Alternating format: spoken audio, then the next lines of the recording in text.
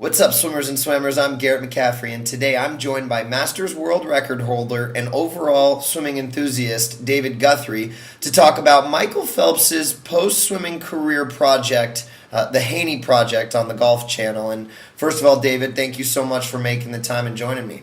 Hey, thank you. This is great. So the show concluded on Monday. We got to see the entire season of Michael Phelps on the Haney Project. I guess let's start the conversation with what did you learn about Michael Phelps during this show, David? What a great guy he is. What a genuine person he is. You know, he's modern royalty. He's American royalty. He goes anywhere in the world, mingles with kings and presidents and, you know, the elite of the elite, and he's just himself, super likable.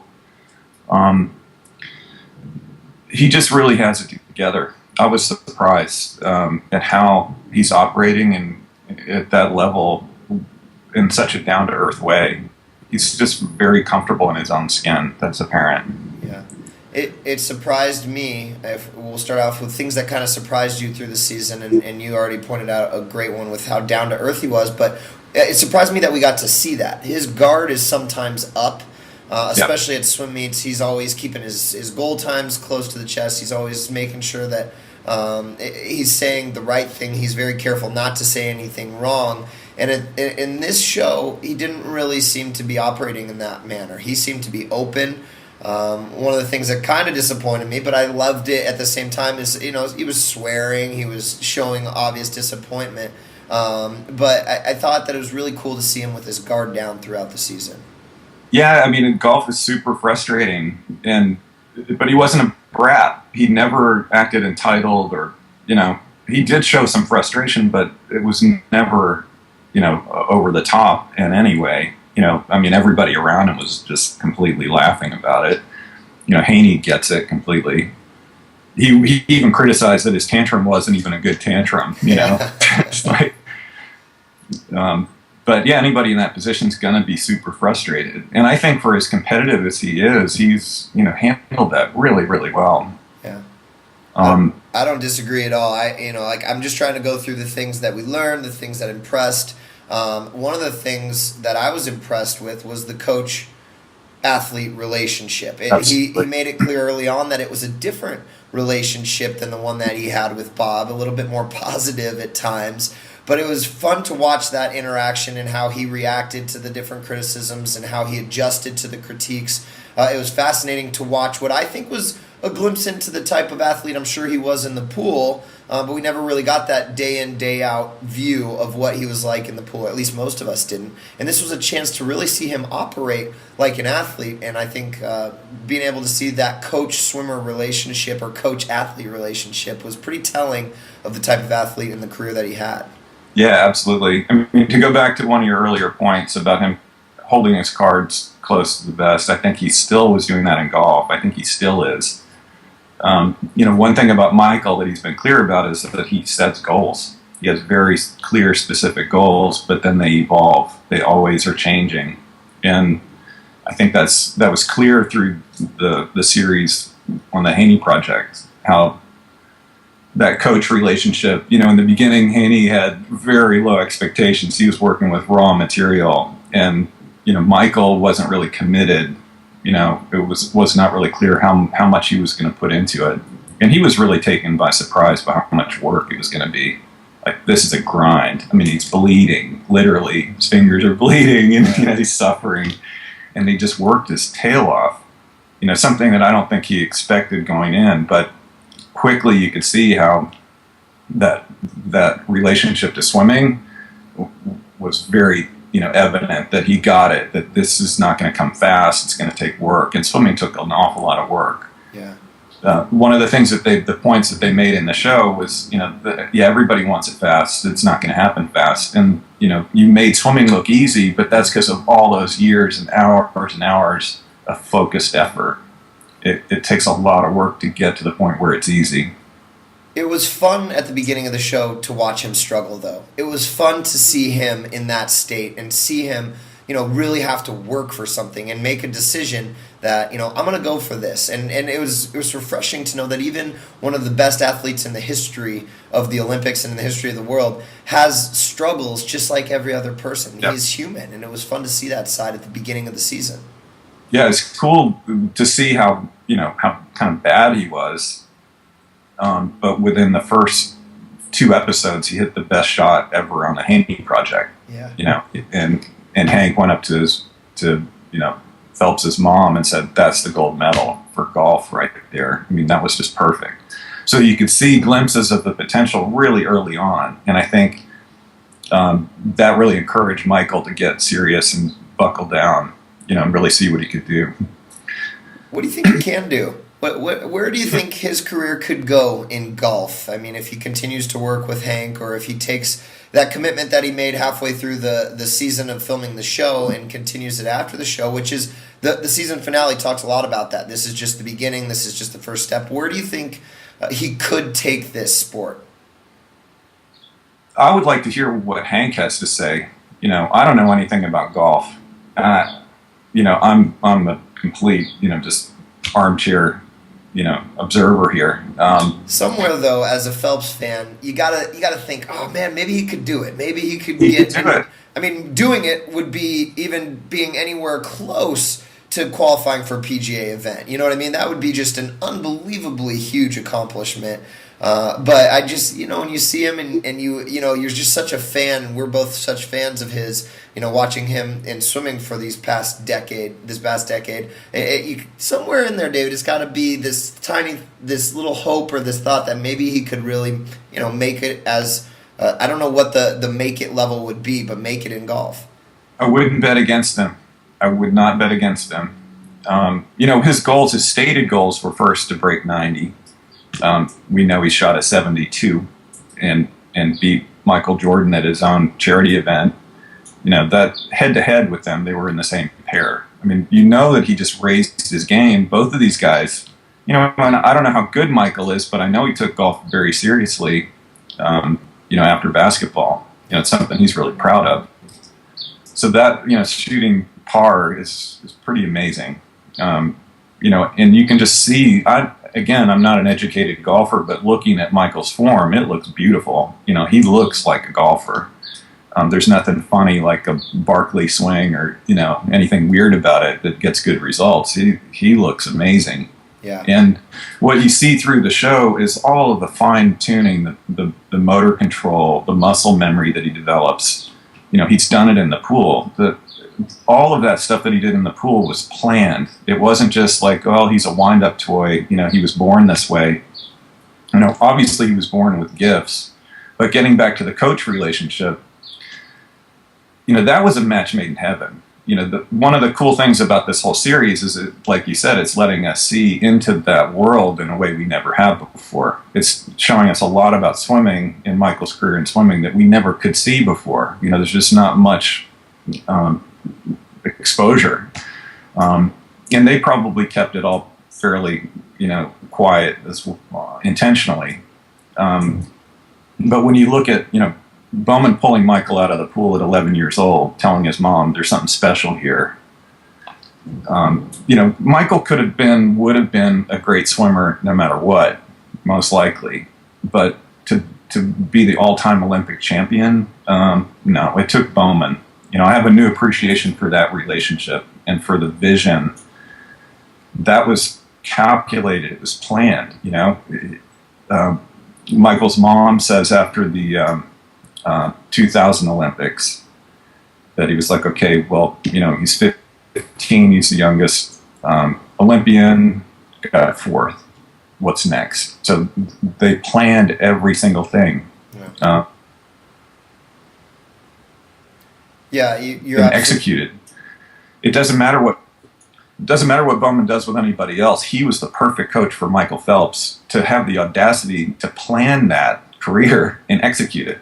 Yeah. You only need one of those to be completely legitimate. With anybody else, I don't know that Michael would have gotten there. You're absolutely right. It was the perfect match for his swimming career. And as he's transitioning into his retirement, which we'll figure out if it's officially retirement or not. But so far it seems he kept reiterating that on the show, that this is his retirement. And as he's transitioned into the next phase, I think he kind of found the perfect window to the public. He found the perfect kind of reality show, the perfect exposure that showed his personality, but in a framework that showed him as the athlete. And I guess that's the next part of this conversation, is what worked so well about this show and its premise that allowed Michael to be put in a good light and an honest light. It was something that was reality television, but it didn't seem like cheap, bad TV. It seemed like great television. What do you think it was about the production, just the entire premise? We got to see Phelps not only compete and excel and start to overcome obstacles and definitely carry through a path on this show, but we also got some cool little side things. It was unbelievably fun to watch him coach somebody in swimming. I thought that was so insightful to hear him try to articulate what he does so naturally. You got to see him go deep sea, I guess, lobster diving, or going diving for lobsters. You got to see all these different pieces, but I thought that the best part of the show was that there was a continuing storyline, and that was the evolution of his golf game,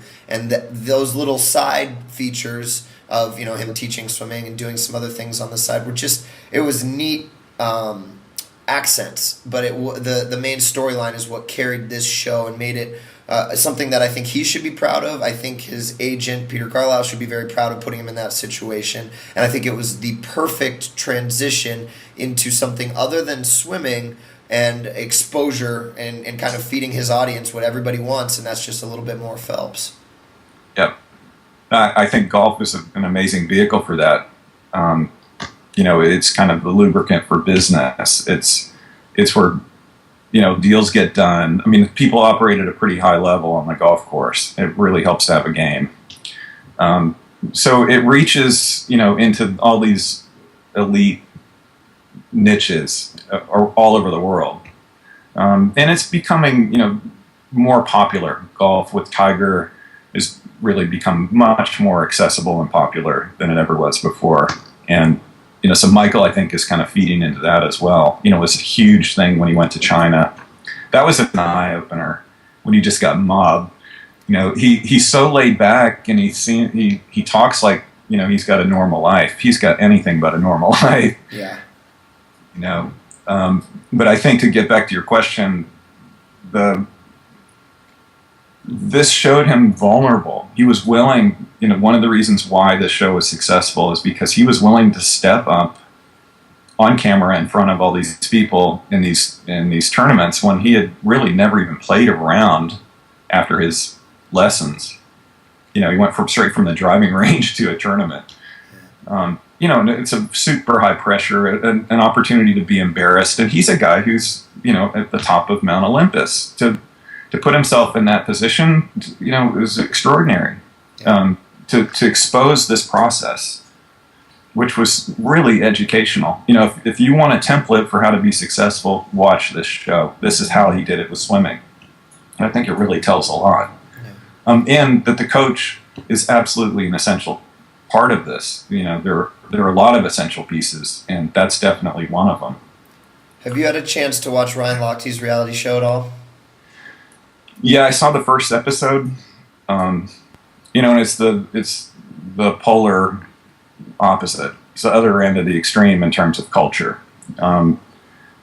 Michael has appealed to the broadest audience I can imagine. You would want him to come over to your house. You would want him to come to the White House. He can handle himself in any situation, and with grace and dignity. He's transcended swimming.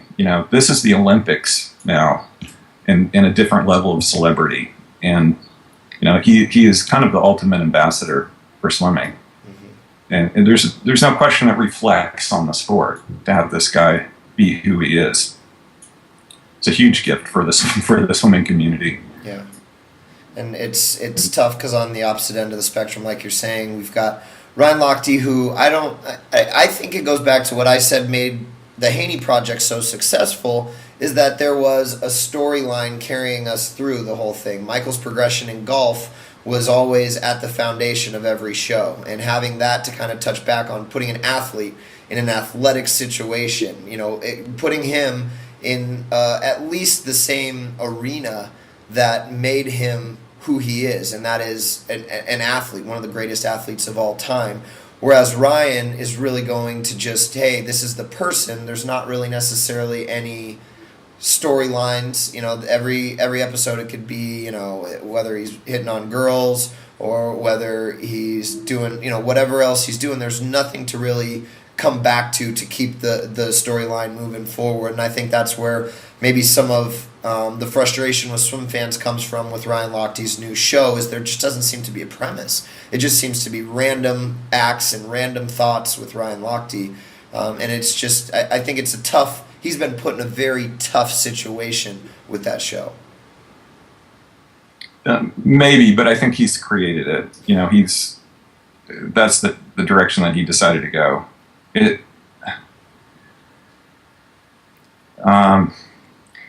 It's like a desperate, attempt to get attention.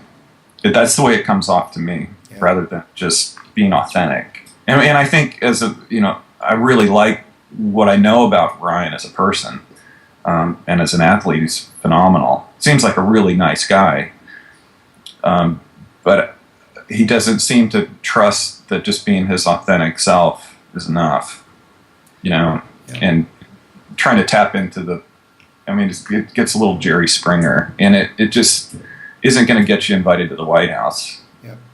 Yeah.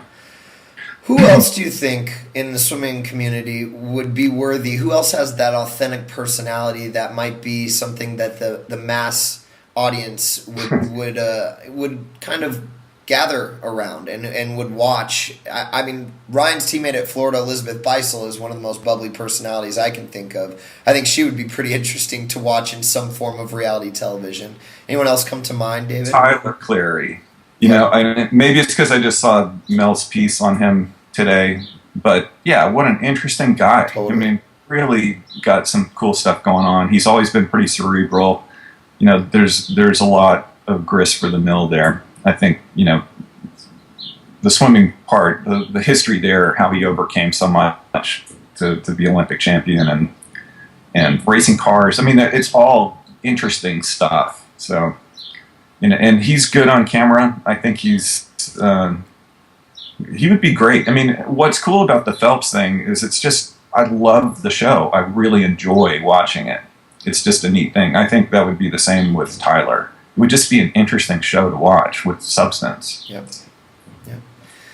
All right, David. Well, I really appreciate Missy. On the female side, Missy could be awesome. We're going to see a documentary with her, which I think will be very, very fun to watch. You're right. Missy would be another good one. Who's pretty comfortable in her own skin. She is this happy, bubbly female superstar, and I think that's legitimately who she is, and I think it would be pretty interesting to watch her go through some form of reality. I think those are the personalities that would do pretty well. I think it comes down to the right type of show too. You have to put them in the right situation to expose those personalities. So, well, David, I appreciate your insight. I appreciate just kind of talking back and forth on this stuff, and it's always great to catch up with an old friend. So, I hopefully we can talk again as we get a couple more of these type of shows for our sport. Something outside of just outside of the pool. It'd be great to see more of this. Yeah, absolutely.